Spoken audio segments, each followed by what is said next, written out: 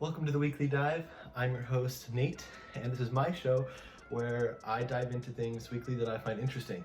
In this week's case, it's going to be my most recent song, Mercury, that I put out Wednesday. We're going to be going in looking into how I kind of created the drop for that song, kind of go into more some theory about how I originally started coming up with trap drops, ways that I learned and ways that you guys can maybe learn as well, and then maybe some ways that you guys can get started on your own. So stay tuned, and I'm going to hand it off to producer Nate to get going. Awesome. Thank you, Broadcast Nate. Well, here we are on another beautiful day. I'm going over my song Mercury with you guys. Ignore that I called it Warzone. I was just playing Warzone the day I started writing it. So what I wanted to go over today with you guys was just to kind of go into how I look at creating kind of trap drops, and how to show you guys basically using my song how easy it is to get you to that same place and to get you to even be able to just run and go try it out. So I just want to play a bit of the build into the drop just so you can kind of remember if you haven't heard it in a while, or if you haven't heard it all, go listen to it, but just part of it so you can get the idea again.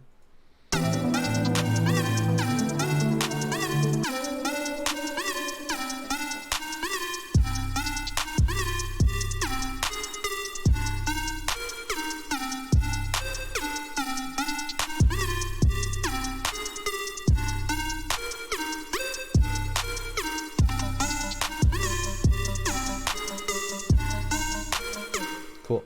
So pretty simple, right? I'm not trying to make stuff too crazy by any means. Ooh, there's a little fuzz on my mic. So basically what I wanted to go over is this part essentially, because it's the foundation, it's the baseline for the drop itself.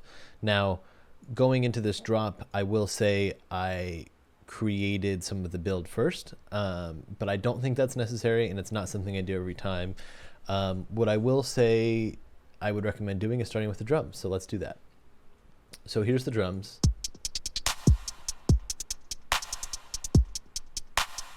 So they're really simple. I watched, I don't remember who it was. It was some rapper. And, well, he was not the only one, but there's a few that have said this. But there's something to do with hip hop and how important simplicity is, especially with kick patterns and things like that. So that was just in my head, and so I kept it. And so it's really simple, right?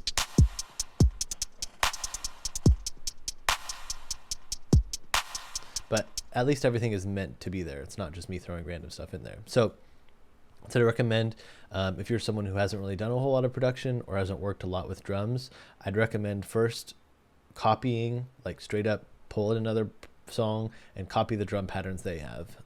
Obviously, like, don't use exactly the versions you copied, but at least make versions that are similar. That way you start to understand where bounce happens, where feel is, and how drums kind of can exist. You can also do the same thing by finding drum samples on Splice if you'd rather do that. I used to spend days going in and just recreating loops. Not saying that's anything crazy, but the thing I will say that I started doing with hi-hats is when I find a sound I like, sometimes what I do with hi-hats is I create a drum track or rack or whatever, so I can have a bunch of different sounds in there, so it can sound like a stick is hitting a hi-hat at different ways. But with a lot of hip-hop, it's pretty much the same sound sometimes.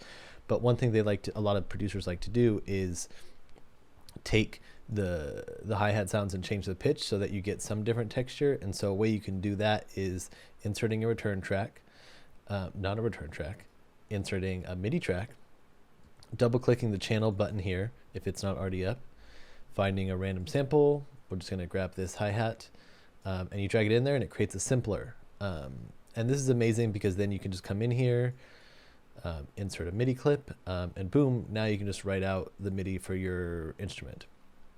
I'm going to delete this for my sake, but for hi-hats and snare builds and things like that, I think it's really great. Plus you can hear the different pitches.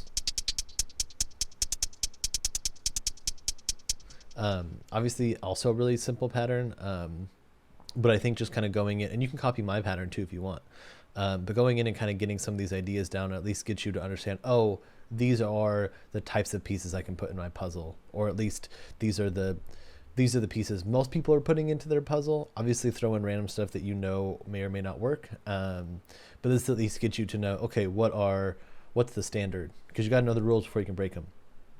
And then what I do in the second part of the drops usually is I add extra fun percussion or things like that to kind of keep things exciting. If you're just making a normal hip hop beat or a song for a singer or something like that, I would recommend not doing this stage until you get the vocals back from them. I notice sometimes it's hard for writers, and even myself particularly, to write to things that have too much going on. But this is just a beat for myself that I'm putting out as a song. So I didn't do that later. I just did that right away. So one of the things that's pretty standard, again, you learn from listening to other songs or going in and trying new things, is this hi-hat. Right, that offbeat.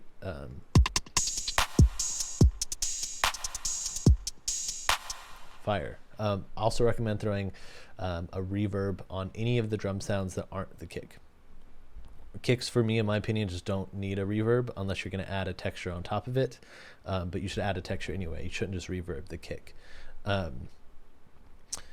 One reason being the low frequencies you don't want to be reverberated. It just sounds bad. Theoretically, you could put a high pass filter in and then add reverb to the kick, which could be cool, but I didn't do that here, and I don't usually do that. The other thing I added was this little kind of rim shotty sound. I just love that. You can hear the echo too. I just love that rim shot sound, and so I wanted to have some of that play in there. But that's pretty much the drum pattern. Again, one more time. I'll play from this part. But even starting with something like this, or yeah, even add the kick, right?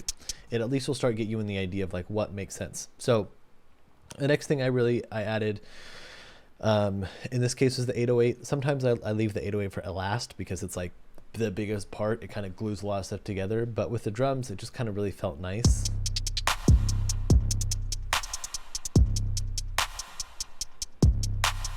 And like the hi-hat, I often start with the 808 too with just one note. I'll just do like quarter notes or eighth notes or 16 notes or whatever it is all the way through, and then do variations on that. For the 808s, instead of doing it all the way through, I usually just line them up with the kick samples I have, because that's usually the vibe you go for with an 808 is more of a kick. And so I put all of the kicks, and then I added a couple throughout if I wanted to have a little bit more bounce or do something like that as well. I just used a straight 808 sample. I didn't even put anything on it. As you can see, some of the sounds I have is from a Murder Beats pack on Splice. I think it's really important to have good samples. Obviously, Murder Beats is a famous producer, and so I thought it was important to at least see if I could use some of the sounds. My analogy for this is kind of like if you were in the kitchen and you're cooking, like we're cooking some beets, and you're going to use garlic, right? You need to use garlic for whatever you're making, garlic chicken or garlic bread.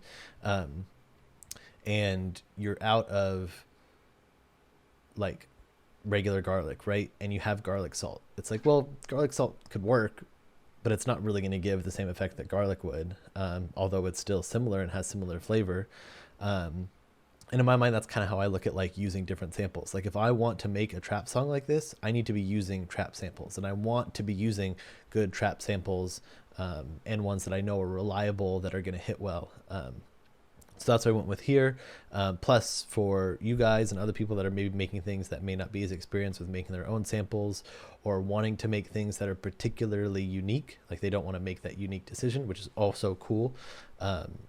Having these packs is amazing because it just is a no doubt sample choice. So I recommend that. Obviously this 808 slaps. It's in that same pack, so I recommend it. You could create that beat right here with all the things I used. The next thing that's really important, so we have the 808s, we have the kicks, and the drums, and together on its own, that sounds pretty cool.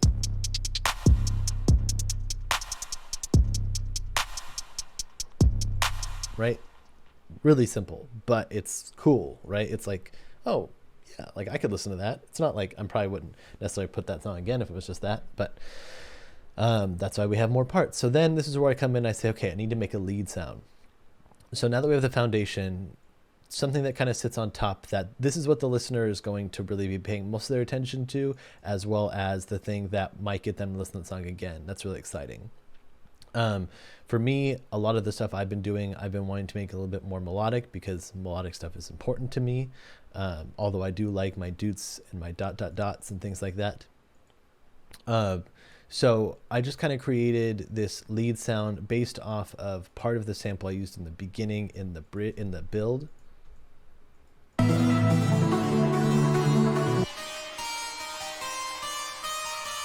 So I use that, and then I kind of just expanded it to fit more of the drop feel.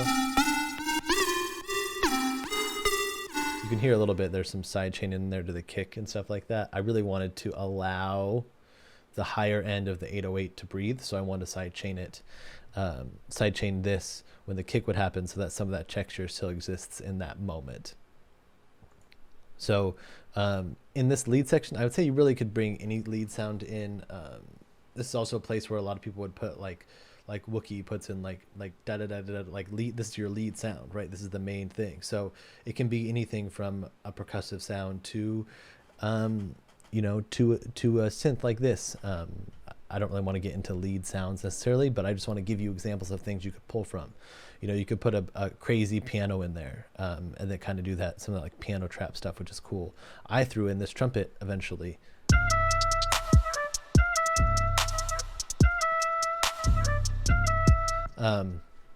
One thing that I think is important though with some of these leads, and the reason that the trumpet isn't like the lead and the drop, is because I like stuff that has space that can really fill out an area, right? Like I'm not a big producer or like a DJ or anything right now, knock on wood, like that's the goal, but I still want it to be able to have the ability to where if this was played in any room, it would fill it up.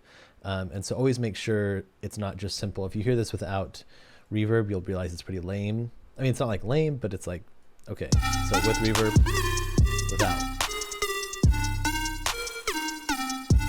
Right, it's a lot more dry. This way, it's like,